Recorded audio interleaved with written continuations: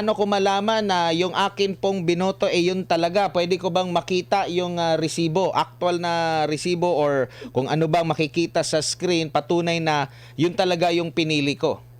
Ayan po, isang naging malaking desisyon ng COMELEC. Ipapakita ba natin yung resibo sa ating mga kababayan na merong risk na makuhanan, kumuha ng screenshot o kaya gumamit ng ibang device? Ang problema po kasi dito, pwedeng magkaroon ng lansadera o scheme para ipakita yung vote buying. So ang naging desisyon ko, hindi natin ipapakita yung actual na balota para kahit screenshot po nila, ay makikita nila yung script. Yung script na yan, i-capture po nila yan dahil kung kailangan mag-audit tayo, yan po dapat ang equivalent ng kanilang balota. So ito po yung parte ng auditability, and at the same time, pinananatili nating secure at labas dun sa magbabalak po na mag-vote buying.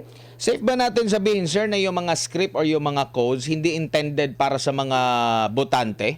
Parang kumbaga i-disregard. Opo.